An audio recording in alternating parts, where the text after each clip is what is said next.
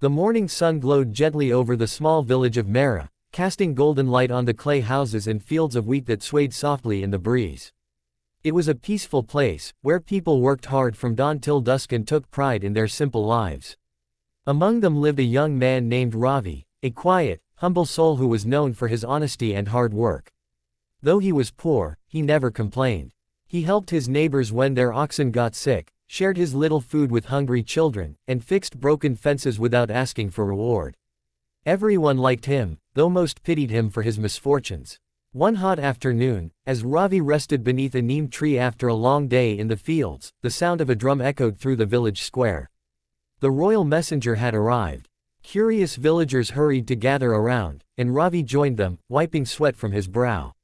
The village chief, a stout man with a sharp mind and a shrewd smile, stood on the platform beside the messenger. "Hear this, people of Mera," the chief announced, his deep voice commanding attention. "The king's favorite horse refuses to drink water. It has not drunk for 2 days, and none of the royal caretakers can make it drink. The king has promised a reward of 50 gold coins to anyone who succeeds where others have failed." The villagers murmured excitedly. 50 gold coins could buy a man a house, land, and food for years. The thought of such wealth set hearts racing. One by one, bold volunteers stepped forward, strong farmers, seasoned herders, even the blacksmith's son who claimed he knew every trick about animals. Each was given a chance to make the royal horse drink. The horse was magnificent, tall, black as midnight, its muscles rippling like polished steel. Its eyes shone with defiance, nostrils flaring as the villagers approached with buckets of water. The first man stroked its mane and spoke softly, but the horse turned away. The second tried force, pushing its muzzle toward the trough, but it reared back, neighing loudly. Others brought sweetened water, milk, even honey, yet the horse refused them all. Hours passed under the burning sun, and hope faded with each failed attempt. By evening, laughter and mockery filled the air. "This beast is cursed," someone shouted. "Even magic won't work," another added. The chief was about to call off the challenge when Ravi stepped forward. The crowd turned to him, their amusement returning. "You," the blacksmith's son sneered. "You don't even own a horse, Ravi. Go back to your field." Ravi didn't answer. He simply bowed politely to the chief and asked, "May I try, sir?" The chief hesitated, then shrugged. "You may. But hurry, we've wasted enough daylight." Ravi approached the horse calmly. Unlike the others, he didn't rush to touch or speak to it. He just stood a few feet away, studying it quietly. The horse snorted and stamped its hoof, watching him warily. Ravi noticed its cracked lips, the way its tongue flicked dryly, and the salt stains on its coat from sweat. He turned and walked toward the cattle pens, where a small wooden box of dry salt lay open beside a feeding trough. The crowd murmured in confusion as Ravi scooped a handful of salt. He returned to the horse, his movements slow and deliberate. "You've all tried to make it drink," he said softly, "but no one made it want to drink." He reached out gently, offering his hand. The horse sniffed curiously. Ravi smiled and began to rub the salt lightly across the animal's tongue and lips. The horse pulled back at first, tossing its head, but Ravi stayed patient, speaking soothingly. "It's all right. Just a little longer." After a few minutes, the horse began to lick its lips repeatedly, its throat moving as if it were swallowing. Ravi stepped back, set down the bucket of water nearby, and waited.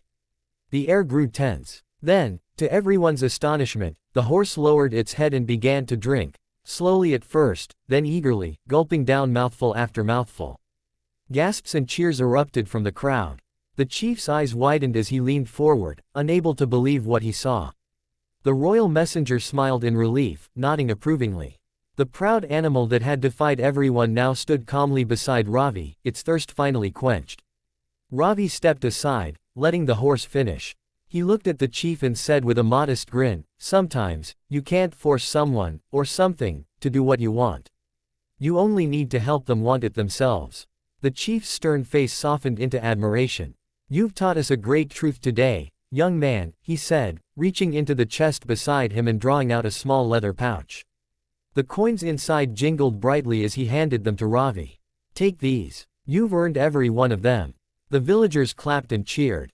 Some shouted his name, others rushed forward to congratulate him. But Ravi only bowed humbly. He didn't boast, didn't laugh at those who had mocked him. He simply thanked the chief, stroked the horse's neck, and walked away with quiet pride. That night, as the stars covered the sky and crickets sang in the fields, Ravi sat outside his hut, the bag of gold resting beside him. His mother, frail but smiling, came out with a cup of warm milk. "I heard what you did," she said, her voice full of affection. "The whole village is talking about you." Ravi smiled, gazing at the stars. "It wasn't much, Ma. I just watched, waited, and thought a little differently." His mother chuckled softly. Thinking differently, that's what makes a man wise. As the night deepened, Ravi realized that the gold was not his true reward. What he had gained was the respect of his people, the understanding that patience and cleverness often succeed where strength and noise fail. The world might favor those who shout the loudest, but it always remembered those who used their minds quietly and kindly. And somewhere in the royal stables, the proud black horse slept peacefully for the first time in days, its thirst quenched not by force, but by a man who understood that true cleverness lies in compassion and calm observation. Weeks passed since the day Ravi had made the royal horse drink, and his story spread far beyond the borders of the small village of Mera. Travelers carried the tale to neighboring towns, merchants repeated it in the bazaars, and soon, it reached the ears of the king himself, a ruler known for his love of intelligence as much as for his justice. The story of a poor villager who had solved what none of the royal caretakers could intrigued him deeply. "Bring this man to the palace," the king ordered. "A mind like that deserves to be seen." When the royal guards arrived in Mera, the villagers gathered again, whispering and pointing as Ravi stood before them, humble as ever. He wore his cleanest kurta, though it was patched at the elbows, and carried nothing but a calm smile. His mother blessed him, placing her wrinkled hand on his head. "Remember," she said, "wisdom shines brighter than gold." Ravi nodded, bowed, and followed the guards to the capital. The palace was unlike anything he had ever imagined. Its marble floors shone like glass, and tall pillars stretched toward the ceiling painted with scenes of heroes and gods. Fountains sang in every courtyard, and guards stood with polished armor that caught the sunlight like fire. Ravi felt small among such grandeur but kept his composure. When he was led into the royal court, all eyes turned to him, nobles, ministers, and courtiers. Dressed in silks and jewels, stared with thinly veiled amusement. "So this is the clever villager," one of them whispered with a smirk. "He looks like he's never seen a palace before." Another chuckled, "Maybe he'll teach the king's birds to sing poetry next." Ravi heard them but said nothing. Then the great doors opened, and the king entered, tall, dignified, his eyes sharp with intelligence. He took his place on the golden throne and looked down at Ravi. "You are the man who made my horse drink water when all my caretakers failed," he said. "How did you do it?" Ravi bowed deeply. "Your Majesty, I did not force the horse to drink. I made it thirsty. When the horse wanted the water, it drank willingly." The king nodded thoughtfully, a faint smile touching his lips. "Interesting. You have a clever mind, young man. But let us see how far your cleverness goes." A murmur rippled through the court. The king clapped his hands, and a servant brought forward a small wooden box, perfectly sealed. The servant placed it on a table before the throne. "Inside this box," the king said, "is a bird. Tell me, Ravi, is it alive or dead?" The courtiers leaned forward eagerly. Everyone knew it was a trick question. If Ravi said the bird was alive, the king could crush it inside the box before opening it, proving him wrong. If he said it was dead, the king could simply open the box and release it. Either way, Ravi would look like a fool. The room fell silent. Ravi looked at the box for a long moment, then slowly lifted his gaze to meet the king's. His expression was calm, his voice steady as he said, "Your Majesty, the answer lies in your hands. Whether the bird lives or dies depends on what you choose to do." The court froze. Even the mocking courtiers stared in stunned silence. The king blinked, then threw back his head and laughed, a deep, genuine laugh that filled the hall. "Wise words indeed," he exclaimed. "You've not only answered wisely, but you've shown understanding of something greater, responsibility. Power is nothing without the wisdom to use it well." He rose from his throne and walked toward Ravi, resting a hand on his shoulder. "You have a rare gift, my boy. From this day forth, you shall serve as my royal advisor." The courtiers whispered among themselves, shocked and envious. How could a simple villager earn such a position in moments? But the king silenced them with a gesture.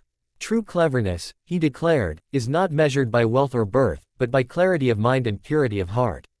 In the days that followed, Ravi began his new life at the palace. He didn't change his ways, he still dressed simply, spoke humbly, and treated everyone with respect, from the lowest servant to the highest noble. Whenever the king faced difficult decisions, Ravi's advice was calm and thoughtful. He urged compassion when others demanded punishment, patience when others sought haste, and fairness when greed whispered in the ears of power. One day, a dispute arose between two merchants who claimed ownership of a rare jewel. Each had witnesses, each swore they spoke the truth. The court was divided, and even the king hesitated. Ravi listened quietly to both sides. Then he called for a large vessel of water and dropped the jewel inside. It sank instantly. "Now," he said, "each of you may try to lift it." The first merchant plunged his hand in but failed to grasp it. The second did the same, but only stirred the water. Ravi smiled faintly and said, "Whichever of you can describe the mark at the bottom of the jewel will prove ownership." The first man stammered, unsure. The second answered confidently, describing a tiny lotus carved at the base. Ravi nodded and retrieved the jewel. When he turned it over, there was indeed a lotus. "This man speaks the truth," Ravi said. The crowd gasped, and the king applauded. That evening, the king called Ravi to the royal gardens. The air was cool, and the fountains shimmered under the moonlight. "Ravi," the king said, "I have seen many men who are clever but not good. Their minds are sharp, but their hearts are hard.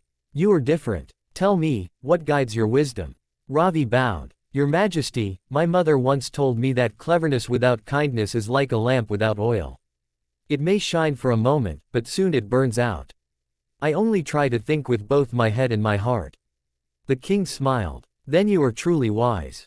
Years passed, and under Ravi's counsel, the kingdom flourished.